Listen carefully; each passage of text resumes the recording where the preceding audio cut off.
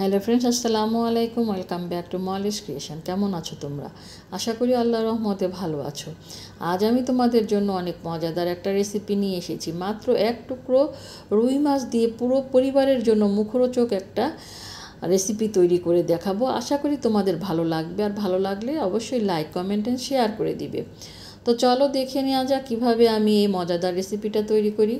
এখানে আমি এক টুকরো রুই মাছ নিয়ে নিয়েছি। অনেক সময় দেখা যায় বাসায় বাজার থাকে না, হয়তো ফ্রিজের কোনায় 2-1 পিস মাছ থাকে।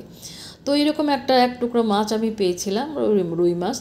তো সেটা দিয়ে আমি একটা মজাদার রেসিপি তৈরি করছি। আশা করি তোমাদের ভালো লাগবে। চুলায় আমি গরম পানি বসিয়ে দিয়েছি। পানি যখন একটু গরম হয়ে উঠেছে তখন এর মধ্যে আমি রুই মাছের টুকরোটা দিয়ে দিলাম। আর এখন আমি এর মধ্যে সামান্য পরিমাণ হলুদের গুঁড়া আর দিয়ে দিব সামান্য পরিমাণ, একদম কোয়ার্টার চামচের মতো লবণ দিয়ে আমি মাছটাকে সেদ্ধ করে নিব। অর্থাৎ গরম পানির মধ্যে মাছটাকে আমি সেদ্ধ করে নিব। বন্ধুরা, পুরো ভিডিওটা তোমরা দেখো, তাহলেই বুঝতে পারবে কতটা মজাদার একটা রেসিপি তৈরি হতে যাচ্ছে। আর এই এক টুকরো মাছের এই রেসিপি দিয়েই তোমরা কিন্তু একদম পেট ভরে ভাত খেয়ে নিতে পারবে। আজকের রেসিপিটা ভালো লেগে থাকলে যারা ফেসবুক পেজ থেকে দেখছো, যদি এখনও আমার পেজটা ফলো না করে থাকো, ফলো করে দিও। আর যারা ইউটিউব চ্যানেল থেকে দেখছো, এখন আমার চ্যানেলটি সাবস্ক্রাইব না করে থাকলে আমার চ্যানেলটি সাবস্ক্রাইব করে নিও। তো দেখো, মাছটা কিন্তু একদম সেদ্ধ হয়ে গিয়েছে। আমি মাছটাকে তুলে নিয়েছি। এখন আমি এর মধ্যে দিয়ে দিলাম, সে একই পানির মধ্যে দিয়ে দিলাম, হলুদ লবণ মিশ্রিত পানির মধ্যে সামান্য কিছু বরবটি দিয়ে দিলাম। এখানে 8-10টা বরবটি আমি নিয়েছি, প্রায় 100 গ্রামের মতন হবে। বরবটিকে একটু লম্বা টুকরো করে কেটে ধুয়ে পরিষ্কার করে আমি এর মধ্যে দিয়ে দিয়েছি। অর্থাৎ বরবটিটাকে আমি এর মধ্যে সেদ্ধ করে নিব। আর এই বরবটির সাথে আমি কিছু পরিমাণ কাঁচামরিচ দিয়ে দিব। এখানে 8-10টা কাঁচামরিচ আমি এর মধ্যে দিয়ে দিচ্ছি। পানির পরিমাণ কিন্তু খুবই কম, তোমরা দেখিয়ে বুঝতে পারছো। আমি কিন্তু এটাকে ঢেকে সেদ্ধ করব না, খোলা অবস্থায় সেদ্ধ করব, যেন কালারটা সুন্দর থাকে, এই সবুজ কালারটাই যেন থাকে। সেজন্য হাই হিটে একদম সেদ্ধ করে নিয়েছি। দেখো, পানি শুকিয়ে গিয়েছে। এখন আমি বরবটিগুলোকে তুলে নিয়েছি। আর এখন আমি এর মধ্যে সেই কড়াইটা ধুয়ে আমি এর মধ্যে দিয়ে দিয়েছি সরিষার তেল। 1.5 চামচ পরিমাণ সরিষার তেল দিয়ে দিলাম। আর এখন যেই মাছটাকে সেদ্ধ করেছিলাম ঠান্ডা করে, সেটাকে কাঁটাগুলো বেছে নিয়েছি। নিয়ে আমি তেলের মধ্যে মাছটাকে, এই রুই মাছের পিসটাকে ভেজে নিচ্ছি। দিয়ে দিয়েছি এখানে পেঁয়াজ কুচি, প্রায় 2টা পেঁয়াজ কুচি দিয়েছি। আর রসুন কুচি আমি এর মধ্যে দিয়েছি। যেহেতু দেশি রসুন, সেজন্য দেশি রসুন কুচি দিয়েছি। তবে তোমরা চাইলে রসুন ছিলে আস্ত টুকরোগুলো দিয়ে দিতে পারো।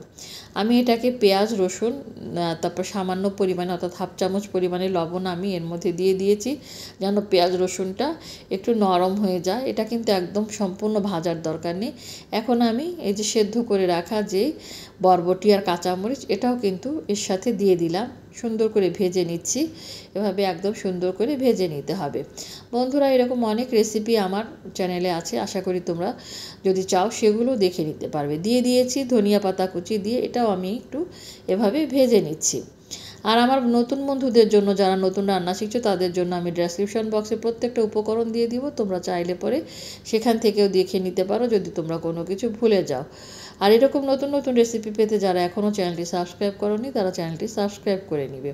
তো দেখো, একদম লো হিটে আমি কিন্তু এই সমস্ত যে মাছ, বরবটি, পেঁয়াজ, রসুন, এগুলো সব সুন্দর করে ভেজে নিয়েছি। দেখো, একদম সুন্দর করে ভেজে নেওয়া হয়ে গিয়েছে।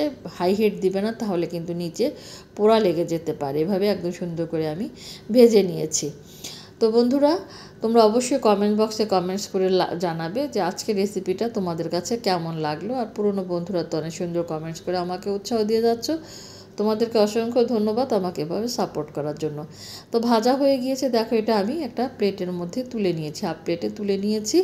এখন আমি এটাকে শিলপাটায় পিষে ভর্তা করে নিচ্ছি। অর্থাৎ আমি এক টুকরো রুই মাছ দিয়ে মজাদার একটা মুখরোচক ভর্তা আমি তৈরি করলাম। সাথে বরবটি দিয়ে দেখো কতটা মজাদার হয়েছে। গরম ভাতে এরকম একটা রেসিপি সবাই একদম চেটেপুটে খেয়ে নেবে, আমি কনফার্ম করে বলতে পারি। তো আশা করি তোমাদের ভালো লেগেছে আজকের রেসিপিটা। তো এভাবে তোমরাও তৈরি করে খেয়ে আমাকে জানাবে। দেখো কালারটা দেখেই বোঝা যাচ্ছে যে কতটা লোভনীয় এবং কতটা মজাদার হয়েছে। তো বন্ধুরা আজকে এই পর্যন্তই। তোমরা সুস্থ থাকো, ভালো থাকো। সামনে আরও সুন্দর ভিডিও নিয়ে দেখা করব। সেই পর্যন্ত আমি তোমাদের কাছ থেকে বিদায় নিচ্ছি। আল্লাহ হাফেজ।